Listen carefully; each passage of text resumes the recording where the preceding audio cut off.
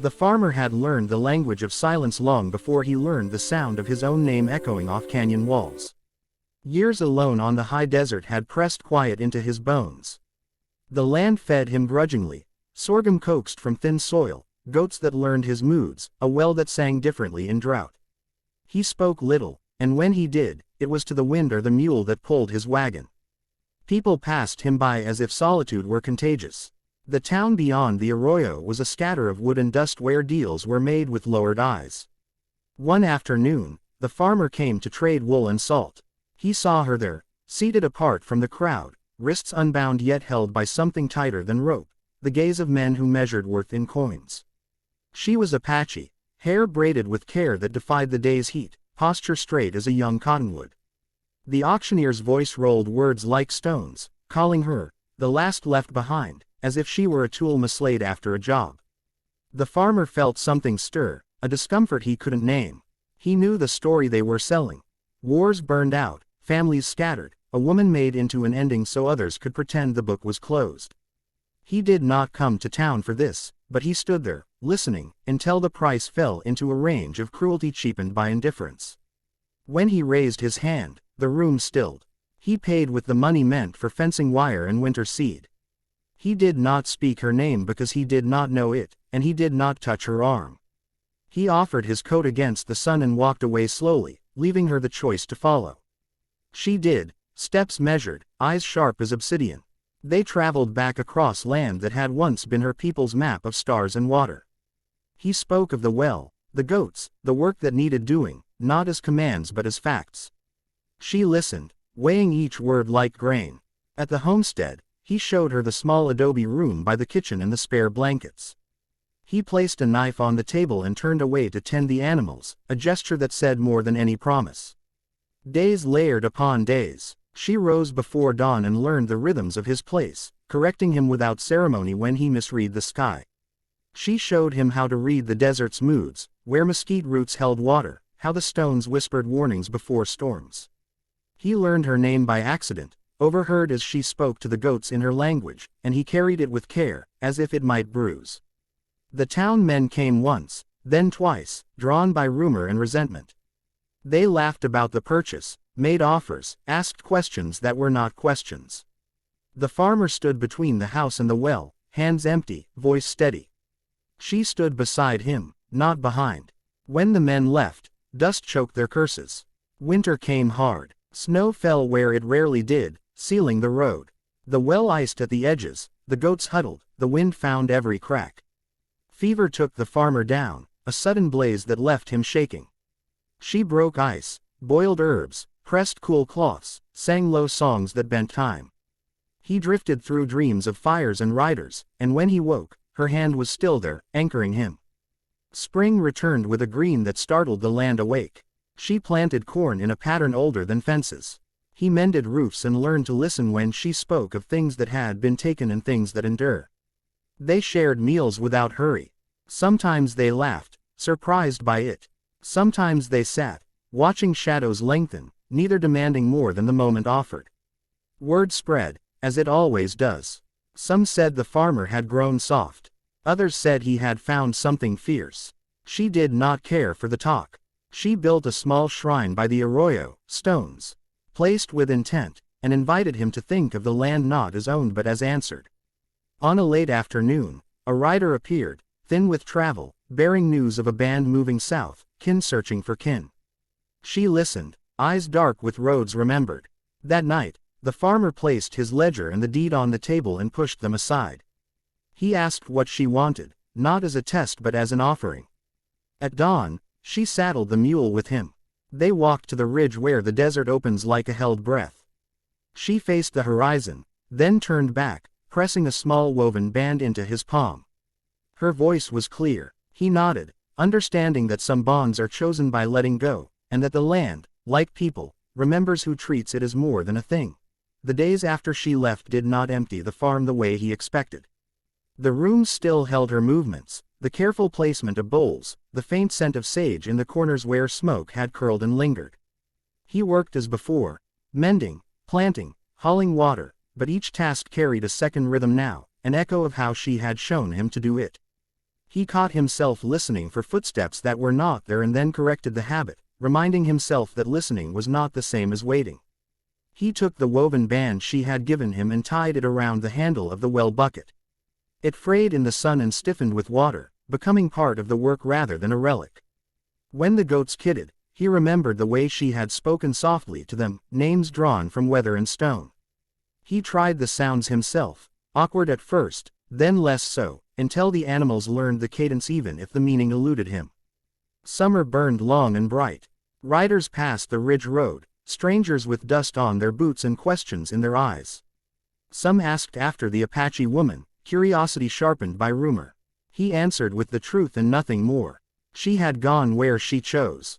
The land allowed that, he said, and so did he. Not everyone understood. A few scoffed, as if choice were an indulgence the frontier could not afford. He watched them go, their backs shrinking, and felt the farm hold steady around him, unconcerned. One evening, a storm rose sudden from the south. The sky bruised purple, and lightning cracked the distance into pieces. He secured the animals and waited it out by the door, rain hammering the roof. Between thunderclaps, he thought he heard a song carried on the wind, low, steady, a line of sound that seemed to stitch the world together. He told himself it was the storm talking to itself. When the rain passed, the air smelled clean, and the stars returned brighter than before. In the weeks that followed, small signs appeared that he could not quite name. Corn leaves folded in a pattern she had taught him, though he did not remember doing it. A coyote watched from the arroyo and did not run when he looked back. He found a bundle of herbs tied neatly by the door one morning, no tracks nearby, the not one she favored. He did not chase the question. He learned, as she had, to accept what arrived without demanding it explain itself. He rode into town less often now. When he did, the talk had shifted. New disputes, new shortages, the endless churn of lives brushing past each other. An old trader mentioned a band camp beyond the basalt hills, moving slow with elders and children. Another spoke of a woman who spoke for them, quiet but firm, whose eyes missed nothing. The farmer listened and paid for his salt. He left before the talk could ask anything of him. Autumn brought a softness to the light. He harvested with care, leaving offerings where the field thinned, as she had shown him, a practice that made no sense to the ledger but seemed to please the soil. He found himself telling stories to the goats at dusk, not because he believed they understood but because the telling mattered. Sometimes the stories were his, sometimes they were hers, pieced together from gestures and half-remembered words, shaped by respect rather than certainty. On a cold morning edged with frost, he woke to the sound of hoofs. Not the rush of a rider, but the patient step of someone who knew where they were going. He did not rush to the door. He stirred the coals, set water to boil.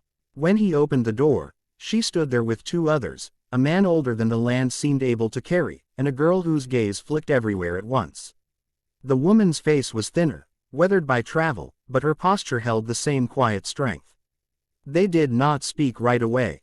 The farmer stepped aside, making space without question. The old man nodded once, a motion that held a lifetime.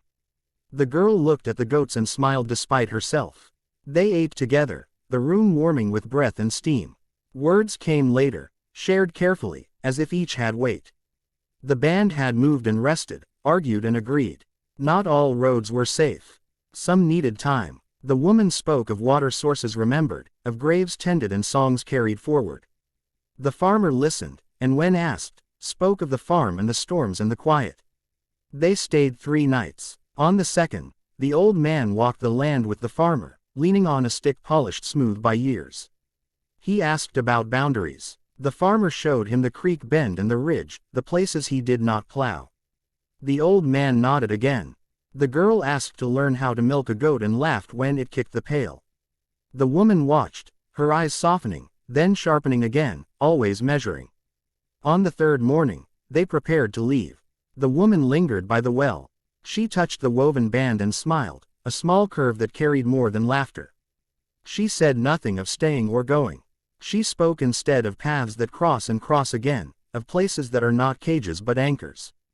The farmer nodded. He knew better now than to ask for a future shaped like a promise. After they left, the farm breathed. Work resumed, altered but intact. He noticed how the land responded to care offered without possession. When drought threatened, the corn held. When pests came, the birds followed. He began to host travelers who needed a night's rest, offering water and a place by the fire. Some repaid him with stories, others with labor, others with silence. He learned the difference between each and accepted them all. The seasons turned. Snow came and went. The road by the ridge wore a deeper groove. Sometimes a figure appeared at dusk, standing just long enough to be seen, then gone. Sometimes there was nothing but the sound of wind moving through grass. He did not count the days. He counted the tasks, the small attentions that make a life sturdy. Once, during a hard winter, a sickness proved stubborn. He rode out to find help, returning with a healer whose methods were part science, part prayer. The healer noticed the shrine by the arroyo and asked about it. The farmer explained as best he could. The healer smiled and said, "The land remembers who listens."